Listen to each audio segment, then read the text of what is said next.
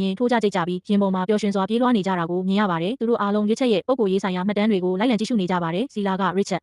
ရဲ့အခန်းထဲမှာသူတို့ကိုတွေ့ရှိပြီးထွက်သွားဖို့ပြောပေမဲ့သူတို့မထွက်သွားချင်ကြပါဘူးဇက်ကနောက်ဆုံးမှထွက်သွားပြီးစီလာကိုကာကွယ်ပေးမဲ့ရွေးချက်မရှိတော့ဘူးလို့ပြောခဲ့ပါတယ်စီလာကစေကူသားဆောင်ကိုပြန်သွားပြီးခွဲစိတ်တာစကပိုတချောင်းကိုယူဆောင်ထားလိုက်ပါတယ်ခရစ္စတိုဖာကဇက်စီလာကိုတခုခုလုံးမှာစိုးရိမ်တာကြောင့်ဇက်နောက်ကိုလိုက်လာရာစီလာစေကူသားဆောင်မှာရှိနေမှန်းသိလို့ဇက်မရောက်ခင်အရင်ဦးအောင်သွားပါတယ်ဇက်ရောက်လာတဲ့အခါခရစ္စတိုဖာကသူနဲ့စီလာတို့ချစ်တင်းနီးနှောနေတယ်လို့မျိုးဟန်ဆောင်လိုက်တာကြောင့်ဇက်ထွက်သွားပါတယ်စီလာကခရစ္စတိုဖာရဲ့ရည်ရွယ်ချက်ကိုနားမလည်တာကြောင့်ခွဲစိတ်တာနဲ့ချိန်ရွယ်ပြီးချင်းချောက်ပါတယ်ဒါပေမဲ့ခရစ္စတိုဖာကသူမကိုကူညီဖို့လာတာလို့ပြောတဲ့အခါစီလာကတခြားအဖွဲ့သားတွေဟာထိမ့်မနိုင်သိမ်းမရဖြစ်နေပြီမို့သူတို့ကိုတော့အားကူညီတင်ကြောင်းပြောပါတယ်ခရစ္စတိုဖာထွက်လာပြီးလမ်းမှာဇက်ကိုတွေ့တဲ့အခါစီလာနာကိုမကပ်ဖို့တတိပေးနေတော့ထူးဆန်းတဲ့အကွဲတန်ကိုထပ်မံကြားရပြန်ပါတယ်ခရစ္စတိုဖာကအတန်ထွက်ပေါ်ရာနောက်ကိုလိုက်သွားပြီးတခြားသူတွေလည်းထိုအတန်ကိုကြားနေရပါတယ်ကိုင်ကဂျူလီဟာတခြားဖွဲ့သားတစ်ယောက်နဲ့နီးစပ်နေတာကိုမြင်ပြီးဒေါသတကြီးနဲ့ထိုမျိုးသားကိုထိုးနှက်လိုက်ပါတယ်သူတို့အပြင်းထန်ရန်ဖြစ်ကြပါတ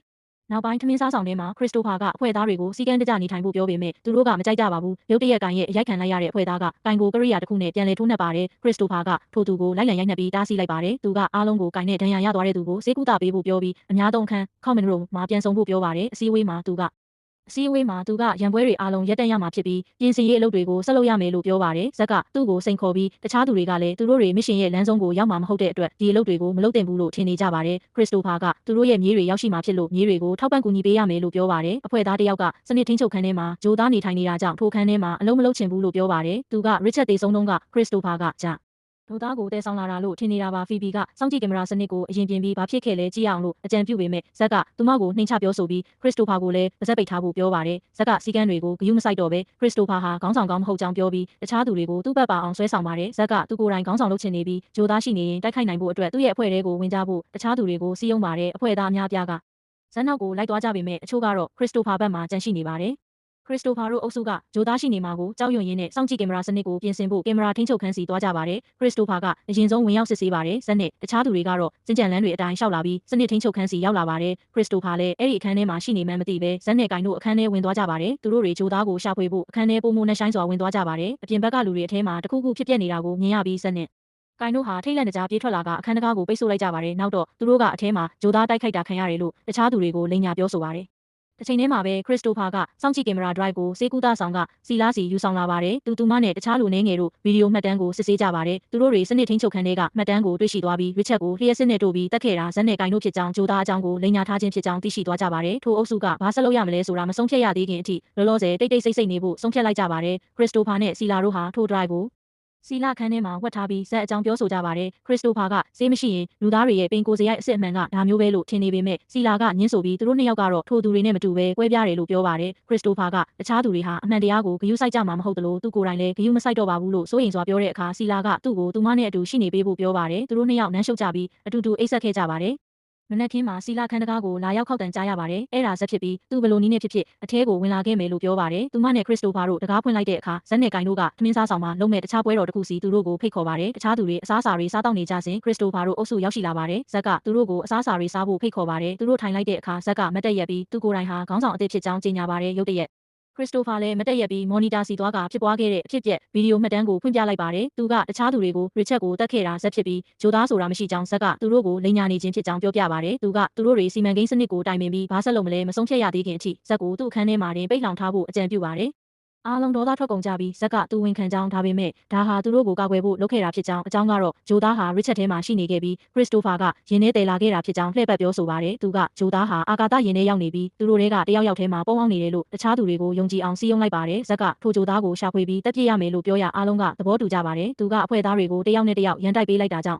သူတို့တွေအချင်းချင်းစတင်တိုက်ခိုက်ကြပါတော့တယ်။သူတို့တွေဟာစေကူတာဆောင်မှာအလုပ်လုပ်တဲ့အဖွဲ့သားတစ်ယောက်ထဲမှာဂျိုသားရှိနေတယ်လို့ထင်ပြီးထိုသူနောက်ကိုလိုက်လံဖမ်းဆီးကြပါတယ်။ခရစ္စတိုဖာလည်းနောက်ကလိုက်သွားပါတယ်။ကိုင်ကထိုအဖွဲ့သားကိုအရင်ဆုံးထိုးနှက်ပြီးတခြားသူတွေကပါဝိုင်းဝန်းပူးပေါင်းကထိုဆေးဘက်ဆိုင်ရာအဖွဲ့သားကိုတေတဲ့အထိကန်ကြောက်တက်ဖြတ်လိုက်ကြပါတယ်။ခရစ္စတိုဖာကသူ့အုပ်စုကိုရင်ပေါ်ကဘေးကင်းတဲ့နေရာတစ်ခုစီခေါ်ဆောင်သွားပြီးဇက်ရဲ့အုပ်စုကတော့စေကူတာဆောင်နဲ့တွားရောက်ကလက်နက်တွေတက်ဆင်ကြပါတယ်ခရစ္စတိုဖာတို့အုပ်စုကဘာဆက်လုပ်ရမလဲစဉ်းစားကြပြီးအချို့ကတော့လောလောဆယ်ဘာမှမလုပ်နိုင်တာကြောင့်ရှုံးပေးချင်နေကြပါတယ်ဇက်တို့အုပ်စုမှာလက်နက်တွေရှိပြီးသူတို့မှမရှိတာကြောင့်ဇက်တို့အုပ်စုထဲဝင်လိုက်ပြီးမှနောက်ပိုင်းကျမှဇက်ကိုဖမ်းဆီးဖို့စဉ်းစားကြပါတယ်စီလာကခရစ္စတိုဖာဟာရင်ပေါ်ကနှုတ်ဝက်အခန်းထဲမှာဝတ်ထားတဲ့လက်နက်တွေအကြောင်းသိနေမှန်းရိပ်မိသွားပါတယ်ခရစ္စတိုဖာကထိုလက်နက်တွေကိုတယောက်ထဲတွားရောက်ရှာဖွေပါတယ်သူကအကန့်တစ်ခုကိုဖွင့်ပြီးအထဲကိုတွားကလိုက်လံရှာဖွေပါတယ်သူနောက်ဆုံးမှာရှာတွေ့တဲ့အခါဖွင့်လို့မရပဲသတိပေးချက်ပေးတဲ့စတင်မိလာတာကြောင့်ဂျူလီနဲ့တခြားဖွဲ့သားတယောက်ကြားသွားကြပါတယ်သူတို့တွေခရစ္စတိုဖာအကန့်ထဲမှာရှိနေတဲ့အတန်ကိုကြားရပြီးဇက်ကိုတွားရောက်အကြောင်းကြားပါတယ်ခရစ္စတိုဖာကအကန့်ကိုဖွင့်ဖို့ကရိယာအချို့ယူဆောင်ဖို့အပြင်ထွက်လာပေမဲ့သူပြန်လာတဲ့အခါတခြားအုပ်စုကအဲ့ဒီအကန့်တွေကိုဖျက် စီးနေကြပြီဖြစ်ပါတယ်သူတို့လျှို့ဝှက်ကန့်ကိုဖွင့်ပြီးလက်နက်တွေကိုရှာတွေ့သွားကြပါတယ်ဂိုင်းကဒါတွေဟာတတိယမျိုးဆက်အတွက်ရည်ရွယ်ထားတာလို့ထင်ပေမဲ့ဇက်ကတော့ဒါတွေဟာသူတို့အတွက်ပဲလို့ပြောပါတယ်ရစ်စတိုဖာရဲ့အုပ်စုတွေကလူနှစ်ယောက်ကဇက်တို့အုပ်စုတွေဝင်ကျင်တယ်လို့ပြောပါတယ်ဇက်ကကျန်တဲ့သူတွေဘယ်မှာပုံနေလဲလို့မေးမြန်းပါတယ်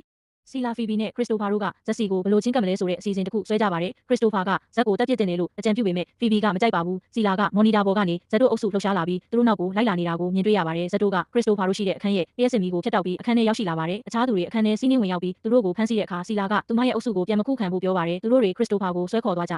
စင်စီလာကတားဆီးလိုက်ပြီးဇက်နဲ့တီးတန့်စကားပြောခွင့်တောင်းပါတယ်သူမကဇက်ရဲ့အုပ်စုထဲဝင်ကျင်ပြီးသူ့အနားမှာရှိနေခြင်းလေလို့ပြောကသူ့နားကိုလမ်းလျှောက်သွားပါတယ်ဒါပေမဲ့ဇက်ကသူမကိုလှောင်ရဲပြီးညှင်းပယ်လိုက်တဲ့အချိန်မှာဖီဘီရောက်လာပြီးသူတို့အားလုံးယူကုန်ကြပြီလားလို့မေးပါတယ်သူမကသူတို့တွေအခုလိုပြုမှုမျိုးတွေမလုပ်ဘဲနေထိုင်ဖို့ဆုံးဖြတ်နိုင်ပါတယ်လို့ပြောပေမဲ့အားလုံးကသူမကိုပါဇက်ပိတ်ထားဖို့ပြောကြပါတယ်ရုတ်တရက်တိုင်းကဖီဘီကိုတက်ပစ်လိုက်တာကြောင့်ဇက်အပါဝင်အားလုံးထိတ်လန့်တုန်လှုပ်သွားကြပါတယ်ဒါပေမဲ့ဇက်ကအခြေအနေကိုချက်ချင်းလှည့်ပြောင်းပြီးခရစ်စတိုဖာနောက်ကိုလိုက်ပါတော့တယ်ခရစ်စတိုဖာနဲ့စီလာတို့ထွက်ပြေးလွတ်မြောက်သွားကြပေမဲ့တခြားသူတွေကရင်တစည်းလုံးမှာသူတို့ကိုလိုက်လံရှာဖွေကြပါတယ်သူတို့တွေလေဝင်လေထွက်ပြုံဘန့်ထဲမှာပုံအောင်နေကြပေမဲ့တခြားသူတွေဘယ်ပြုံလဲဆိုတာချက်ချင်းရှာတွေ့သွားပါတယ်ဂျူလီကဇက်ကိုသူတို့ရဲ့ရိတ်ခါတွေကိုဖျက်ဆီးမိလိမ့်မယ်လို့သတိပေးနေတဲ့ကြားကဇက်ကပြုံထဲကိုတနက်နဲ့ပစ်ထည့်လိုက်ပါတယ်သူကသူတို့ကိုထိမှန်သွားလာကြည့်ဖို့သူ့လူတယောက်ကိုလွှတ်လိုက်ပေမဲ့ခရစ်စတိုဖာတို့ထပ်မံထွက်ပြေးလွတ်မြောက်သွားပြန်ပါတယ်ရုတ်တရက်တစုံတစ်ယောက်ကသူတို့ကိုတနက်နဲ့လှမ်းပစ်တာကြောင့်သူတို့တွေလက်နဲ့လိုက်ရှာကြပါတယ်ရစ်စတိုဖာကမိသက်ဆေးဘူးတစ်ခုကိုရှာတွေ့ပြီးကိုင်ဆေးကူသားဆောင်ထဲဝင်လာတဲ့အချိန်မှာကိုင်ကိုတိုက်ခိုက်ရင်းမတော်တဆတက်မိသွားပါတယ်ဇက်ကသူတို့ကိုချက်ချင်းရှာတွေ့ပြီးထွက်ပြေးသွားတဲ့သူတို့နောက်ကိုတနက်နဲ့လိုက်ပစ်ပါတယ်သူတို့တွေလေလုံခန်းဘဲလာတစ်ခုတည်းရောက်သွားပြီးခရစ်စတိုဖာကစီလာကိုအာဂါတဝစ်ဆောင်ဝစ်စင်ဖို့ပြောပါတယ်သူကလေလုံခန်းရဲ့မှန်ပတင်းပေါက်ကိုဖုံးအုပ်လိုက်ပါတယ်ဇက်ထိုနီယာကိုရောက်လာတဲ့အခါတွေ့ဝေချင်းမရှိဘဲတနက်နဲ့ပြစ်ခတ်ပါတယ်ရုတ်တရက်အပြင်ဘက်ကိုထွက်တဲ့တကားပေါက် hatch ပွင့်သွားတာကြောင့်ဇက်ဟာအထဲကိုစုပ်ယူခြင်းခံလိုက်ရပါတယ်သူကစီလာကိုဆွဲကင်ပြီးတကားကိုပြန်ပိတ်ဖို့စူးစမ်းရင်းစီလာကိုဓာတ်နဲ့ထိုးနှက်တိုက်ခိုက်ပါတယ်ခရစ်စတိုဖာက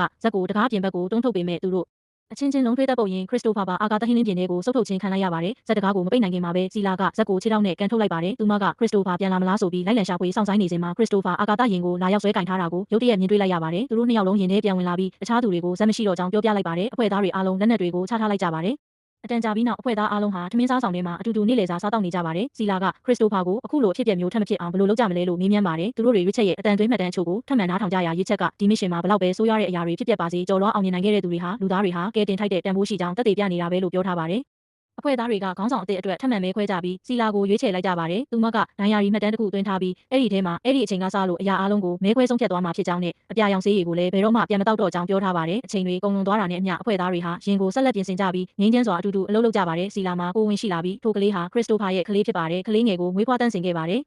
အနည်းငယ်ကြာပြီးတဲ့နောက်မှာတော့ထိုကလေးငယ်ဟာရင်ပေါ်မှာပြေးလွှားဆော့ကစားရင်းတခြားကလေးတွေနဲ့တွားရောက်ပူးပေါင်းတာကိုမြင်တွေ့ရပါတယ်။ပထမမျိုးဆက်တွေအသက်ကြီးရင်အိုမင်းသွားချိန်မှာထိုကလေးတွေဟာရင်ပေါ်မှာတင်ကြီးပြင်းလာခဲ့ကြပါတယ်။မစ်ရှင်စတင်ခဲ့ပြီး86ပြည့်မြောက်တဲ့အခါမှာတော့ Humanitas အာဂါတယင်ကြီးဟာအာဂါတထဲမှာလွင့်မျောနေပြီးဂျိုအစ်စ်ပေါ်ကိုဆင်းသက်ဖို့အတွက်ဆက်ရှိန်မြင့်မောင်းနှင်လိုက်ပါတော့တယ်။တက်ကြီးရွယ်အိုမျိုးဆက်တွေရောလူငယ်မျိုးဆက်တွေပါအားလုံးဟာဂျိုအစ်စ်ပေါ်ကသူတို့ရဲ့အိမ်သစ်ကြီးစီကိုအတူတကွမျောလင့်တကြီးငေးကြည့်နေကြပါတော့တယ်။